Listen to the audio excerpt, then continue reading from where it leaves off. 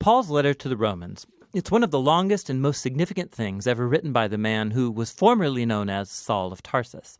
He was a Jewish rabbi belonging to a group known as the Pharisees, and he was passionate and devout to the Torah of Moses and the traditions of Israel. And he saw Jesus and his followers as a threat. But then he had a radical encounter with the risen Jesus, who commissioned him as an apostle, like an official representative, to the world of non-Jewish people called Gentiles in the Bible. And so he started going by his Roman name, Paul, and he traveled all around the ancient Roman Empire, telling people about the risen King Jesus, and forming his followers then into these new communities called churches. And Paul would occasionally write letters to these new Jesus communities to help them foster their faith or answer questions, and the book of Romans is one of these. It was actually written quite late in his career. Now, we know from the book of Acts that the church in Rome had existed for some time, that it was made up of Jewish and non-Jewish followers of Jesus. But at one point, the Roman Emperor Claudius had expelled all of the Jewish people from Rome. And then about 5 years later, all of those Jews, including Jesus-following Jews, were allowed to return. And when they did, they found a church that had become very non-Jewish in custom and practice. And so this created lots of tension, so that by Paul's day, the Roman church was divided. People disagreed about how to follow Jesus. They were debating about whether non-Jewish Christians should celebrate the Sabbath or eat kosher or be circumcised. And so Paul wrote this letter to accomplish a few things. He wanted this divided church to become unified, and for a practical purpose. He was hoping that the Roman church could become a staging ground for his mission to go even further west, all the way to Spain.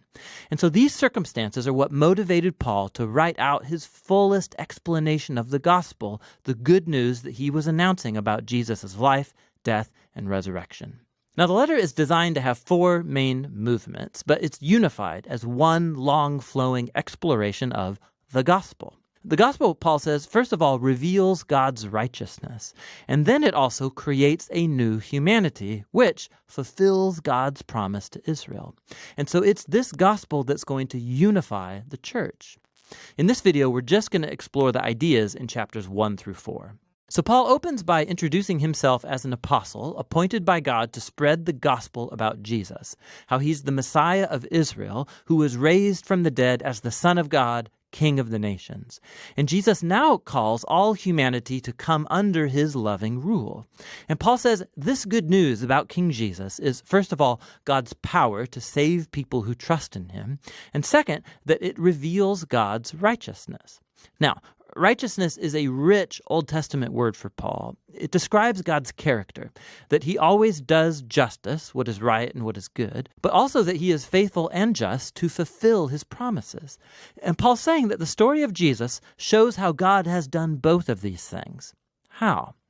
Well, he goes first into a long creative retelling of Genesis chapters 3 through 11.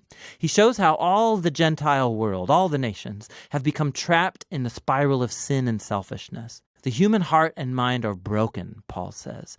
We've turned away from God to embrace idolatry, which means finding ultimate significance in created things and then giving ultimate allegiance to these things that are not God. This results in a distortion of our humanity and destructive behavior.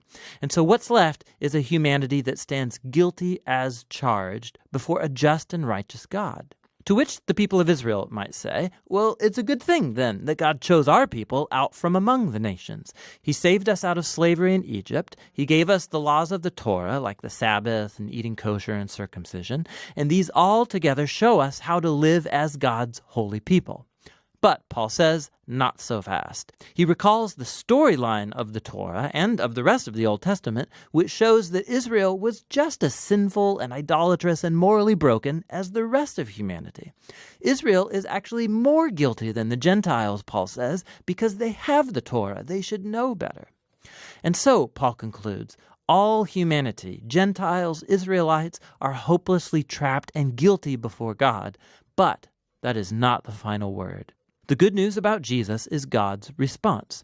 Instead of holding humanity guilty, Jesus came as Israel's Messiah to die on behalf of all people as a sacrifice for sins. As our representative, Jesus took into himself all of the just consequences of the pain, the sin, and the death that we have caused in the world. And he overcame it all by his resurrection from the dead.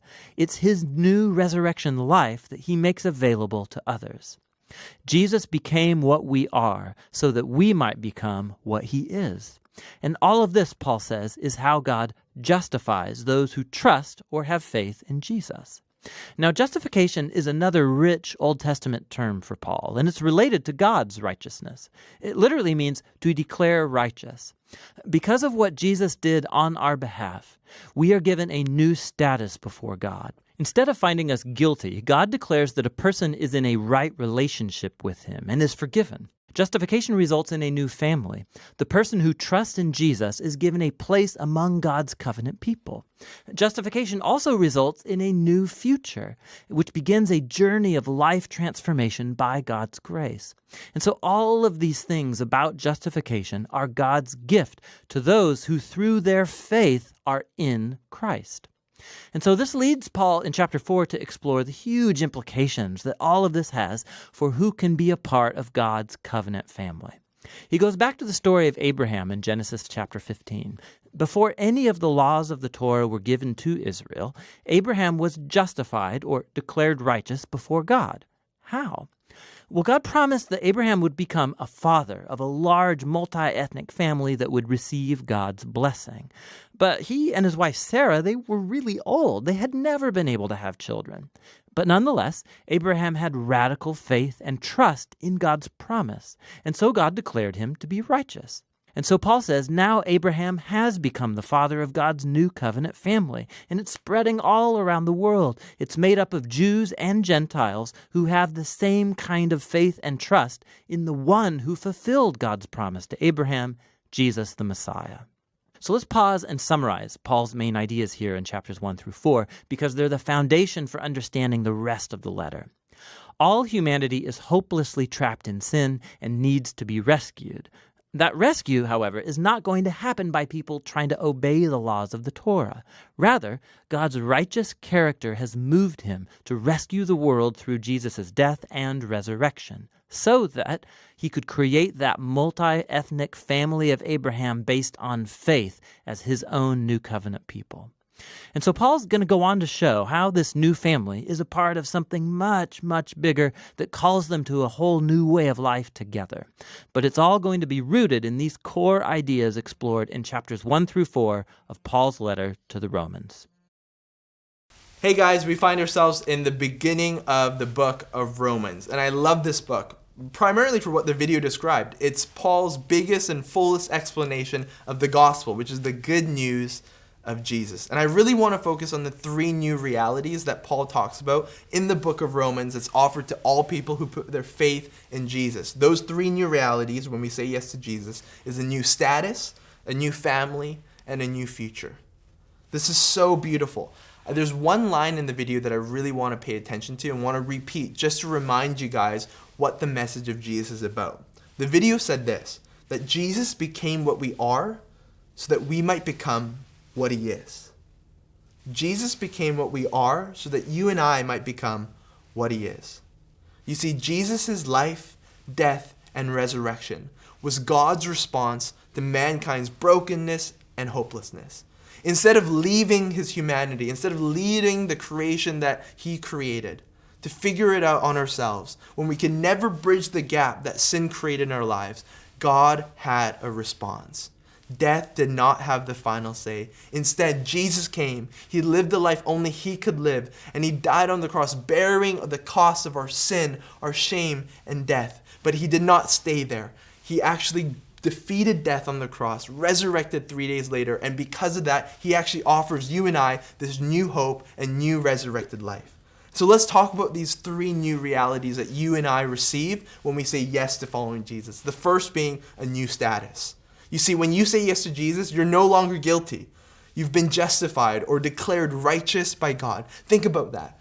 God, the creator of the universe, the creator of all things good, looks at you and he declares you righteous, not because of what you can do, not because of what you have done, not because of what you promise you will do, but because of what Jesus has done on the cross, the completed work of Jesus. When we say yes to Jesus, put our faith in him and his life, his death, and his resurrection, we're given a new status. We're no longer justified by our own means, which we can never do. We're no longer categorized by our shame or guilt or hopelessness, but we've been declared just. We've been declared righteous through Jesus. The second reality is that when we say yes to Jesus, we get a new family. We don't just inherit a father in heaven, but we also inherit a family on earth. You're a part of this Rev community, this church family that's in it together. And like every other family on earth, we're not perfect. We're far from it. We're broken. We come from different families and different histories and different backgrounds. But what unites us is that we've all put our faith in Jesus and we're all on a journey together. You've received a new status. You've received a new family. And lastly, you also receive a new future. See, when you say yes to Jesus, you said yes to a new life. The Bible talks about how the old is gone and the new has come. We're made new, but we're also continuously being made new as we become more and more like Christ as we journey in lifelong friendship with him. What great news. And I want you to know, wherever you are, however you're listening, whatever state you might find yourself in, I want you to know that this life that Jesus offers to us, to receive a new status, a new family, and a new future, is available to you. And so I want to encourage you, if you've never said yes to Jesus, or it's been a long time since you've really thought about this process, talk to your hub leader tonight. Reach out to one of us. We want to journey with you in this life of hope and purpose and value and forgiveness and grace. We love you guys lots, and we're hoping to hear from you soon.